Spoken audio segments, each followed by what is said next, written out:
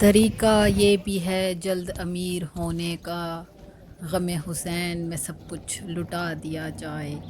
بسم اللہ الرحمن الرحیم۔ السلام علیکم ورحمۃ اللہ وبرکاتہ۔ مکین مدینہ اور نجف کے ویورز، انشاءاللہ آپ سب خیریت سے ہوں گے۔ آج آپ کے ساتھ میں زیارات کی سیریز لے کر آپ کی خدمت میں حاضر ہو رہی ہوں۔ آج سے انشاءاللہ آپ کے ساتھ میں ساری زیارات شیئر کروں گی عراق کی، کہ جس میں ہم سب سے پہلے آپ کے ساتھ ہم زیارت شیئر کر رہے ہیں زید بن علی، جو کہ امام زین العابدین کے بیٹے ہیں اور امام علی ابن ابی طالب کے پوتے ہیں۔ تو اس سے پہلے آپ سب سے پہلے میرے چینل کو سبسکرائب کر لیجئے، اس ولاگ کو پورا دیکھیے اور میرے چینل سے جڑے رہیے، آگے زیادہ سے زیادہ شیئر کیجئے تاکہ سب لوگ جو ہیں زیادہ سے زیادہ لوگ ویڈیوز کو دیکھ سکیں، اپنی معلومات میں اضافہ کر سکیں۔ تو چلیے اپنے ولاگ کا اور اپنی ویڈیو کا باقاعدہ آغاز کرتے ہیں۔ یہ دیکھیں ہم ان کے روضے میں داخل ہو رہے ہیں، باب القبلہ ان کے حرم میں بھی یا ان کے روضے میں بھی باب القبلہ ہے، یعنی یہ دروازہ بھی قبلے کی جانب ہے، اس لیے اس کا نام بھی باب قبلہ ہے۔ یہ زید بن علی امام زین العابدین کے بیٹے ہیں اور ان کی مظلومیت، ان کی جو زندگی ہے وہ بھی کافی زیادہ مظلومیت میں گزری ہے۔ ان کی شہادت اس سے بھی زیادہ مظلوم شہادت ہے ان کی، بہت ہی زیادہ مظلومیت میں ان کو شہید کیا گیا، وہ بھی انشاءاللہ آپ کے ساتھ میں شیئر کروں گی۔ تو سب سے پہلے آپ یہ سب اپنی آنکھوں کے سامنے دیکھیے، یہ ان کا روضہ مبارک ماشاءاللہ سے تعمیر ہو رہا ہے، گنبد ابھی بھی زیر تعمیر ہے اور بہت ہی خوبصورت ان کا یہ حرم، ان کا یہ روضہ بن رہا ہے۔ تو آپ کی پیدائش بھی مدینہ منورہ میں ہوئی ہے اور آپ کی جو وفات ہے وہ کوفہ میں ہوئی ہے، اور آپ کے جو والد ہیں ان کا نام امام زین العابدین ہے، اور آپ کے بہن بھائی جو ہیں وہ محمد باقر، یعنی کہ جو ہمارے امام ہیں وہ آپ کے بھائی ہیں، حسین الاصغر ایک بھائی ہیں اور عبداللہ بن علی بن امام حسین آپ کے بھائی ہیں۔ اور ویورز، آپ زید بن علی جو ہیں یہ کربلا کے واحد چشمدید گواہ ہیں، یعنی کہ یہ وہاں پر موجود تھے جب کربلا کا واقعہ ہوا ہے، اس میں آپ موجود تھے، اور جس کو ہم چشمدید گواہ کہتے ہیں کہ جس نے سب کچھ اپنی آنکھوں کے سامنے دیکھا ہو، اس کو ہم چشمدید گواہ کہتے ہیں۔ اور یہ آپ کربلا کے واحد چشمدید گواہ ہیں زندہ، جنہوں نے اپنی آنکھوں سے سارے واقعات، سارے مظالم، ساری شہادتیں اپنی آنکھوں کے سامنے دیکھی تھی، اور آپ کے خلاف بھی کافی دشمن سازشیں کرتا رہا ہے۔ ایک واقعہ آپ کے ساتھ میں شیئر کرتی چلتی ہوں کہ ایک دفعہ جو زید بن علی ہیں وہ اپنے کسی خاندانی تنازع کے فیصلے کے لیے ہشام سے ملنے دمشق گئے۔ ہشام آپ کی آرزوئے خلافت سے واقف ہو گیا تھا، یعنی وہ جان گیا تھا کہ وہ آپ کس کام سے آ رہے ہیں، تو اس نے آپ کے ساتھ حسن سلوک بالکل بھی اختیار نہ کیا، آپ کے ساتھ بالکل بد اخلاقی سے پیش آیا، جس کے آپ بالکل بھی مستحق نہیں تھے۔ لیکن پہلی بات تو یہ کہ کہتے ہیں کہ وہ دربار میں ہی بہت زیادہ لیٹ آیا، یعنی کہ جب آپ ان کے انتظار میں بیٹھے رہے لیکن وہ ان سے ملنے لیٹ آیا، اور جب آپ سے ملنے آیا یعنی کہ دربار میں آیا تو بہت زیادہ تلخ کلامی دونوں کے درمیان ہو گئی، کچھ نازیبا کلمات بھی اس نے استعمال کیے۔ تو یہ ساتھ ساتھ روضہ بھی ان کا دیکھتے چلیے، میں اب اندر کی طرف جا رہی ہوں، ساتھ ساتھ اب زیارت بھی کیجیے اور واقعات بھی سنتے چلیے۔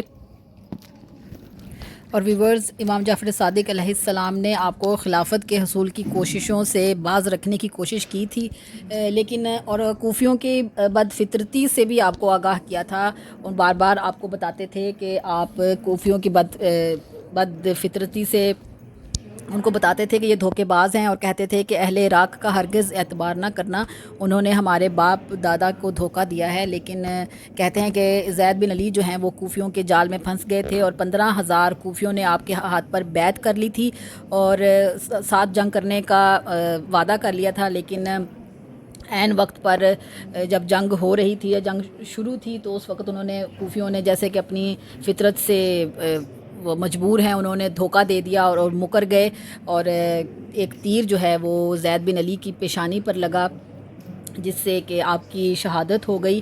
اور ہشام جو ہے وہ اس قدر نفرت کرتا تھا آپ سے کہ جیسے ہی آپ کی شہادت ہوئی ہے تو جو آپ کے ساتھی تھے، جو جانثار آپ کے ساتھی تھے، انہوں نے آپ کی لاش کو کہتے ہیں کہ نہر کے نیچے دفن کر دیا، یا کہہ لیں کہ دفن کر کے اوپر سے پانی کو چھوڑ دیا تھا کہ تاکہ ہشام کو آپ کی قبر کا جو ہے وہ پتہ نہ چل سکے، لیکن پھر بھی کہیں کسی نہ کسی طریقے سے مخبری ہو گئی، تو کہتے ہیں کہ ہشام نے آپ کی لاش کو قبر سے دوبارہ سے نکلوایا اور کہتے ہیں کہ اس نے آپ کے سر کو کٹوا کر اپنے پاس بھجوایا گیا، دمشق یعنی بھجوایا گیا آپ کے سر کو.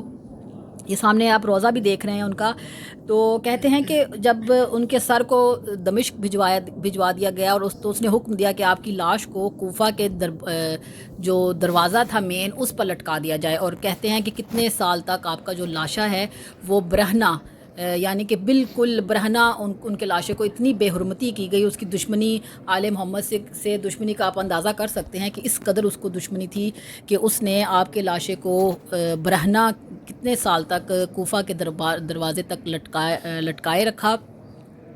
اور پھر بھی اس کی جو آگ ہے غصے کی یا نفرت کی وہ ٹھنڈی نہ ہوئی. اس نے پھر حکم دیا کہ آپ کی لاش کو جلا کر اور جو خاک ہے وہ ہوا میں اڑا دی جائے.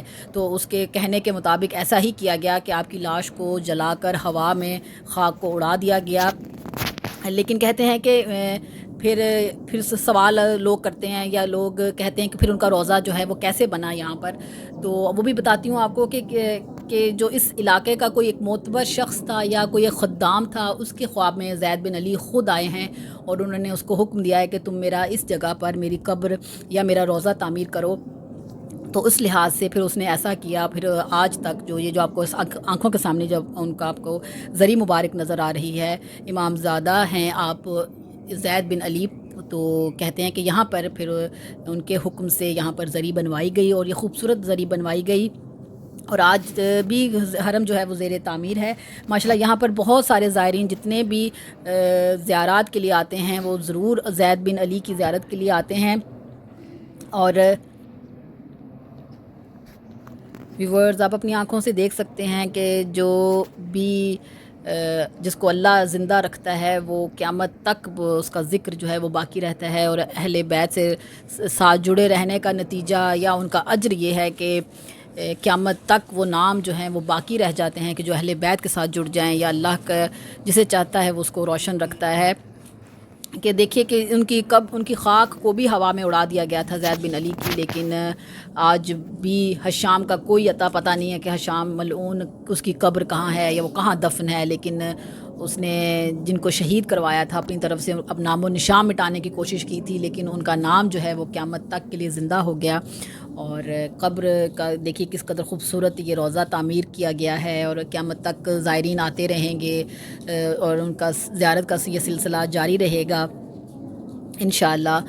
تو میں بھی امید کرتی ہوں کہ آپ کو بھی انشاءاللہ آپ کی معلومات میں اضافہ ہوا ہوگا اور آپ کو میرا یہ ولاگ بھی پسند آیا ہوگا. یہ میرا پہلا ولاگ ہے. اب اس کے بعد نیکسٹ ہماری اگلی جو زیارت ہے، نیکسٹ زیارت ہماری جو ہے وہ بھی آپ کے ساتھ میں اپنے نیکسٹ ولاگ میں شیئر کروں گی. تو آپ سے بھی میری ہمیشہ سے یہ ریکویسٹ رہتی ہے کہ زیادہ سے زیادہ لوگوں میں شیئر کریں، فرینڈز اینڈ فیملیز میں لازمی ایسی معلومات کو پہنچایا کریں، کیونکہ یہ ہمارے لیے بھی ایک صدقہ جاریہ کے مترادف ہے کہ ہماری جتنی کوشش ہو سکتی ہے. کیونکہ آج کل جیسے کہ سوشل میڈیا کا دور ہے، سب لوگ زیادہ تر نیٹ پر، یوٹیوبس پر یا ٹی وی پر ہی زیادہ تر ایسی چیزوں کو دیکھتے ہیں. آپس میں بیٹھ کر ڈسکس کرنا یا بکس کو پڑھنا تو بہت ہی ایک کہہ لیں کہ ختم ہو چکی ہے ایک چیز کہ بکس سے معلومات کو لینا بہت ختم ہو گیا ہے. تو ہمارا بھی ایک قسم کی یہ کوشش ہے، میری بھی یہ کوشش ہے، آپ لوگ بھی اس کوشش میں میرا ساتھ دیجیے، زیادہ سے زیادہ لوگوں میں شیئر کریں تاکہ جو لوگ زیارت پر آنا چاہتے ہیں یا آئے ہیں تو ان کی بھی مزید معلومات میں اضافہ ہو انشاءاللہ. کرنا ہو جو دور کسی رنج و علم کو، تھامے رکھو کچھ دیر غازی کے علم کو.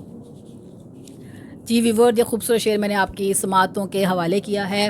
تو اپنی سسٹر کو بھی اب اجازت دیجیے. انشاءاللہ نیکسٹ اسی طرح بہترین ولاگ میں آپ کے ساتھ ملاقات ہوگی، انفارمیشن سے بھرپور. اپنا اور اپنی فیملی کا لازمی خیال رکھیے گا. مجھے اور میرے پیرنٹس کو لازمی دعا میں شامل کیجیے گا. اللہ حافظ.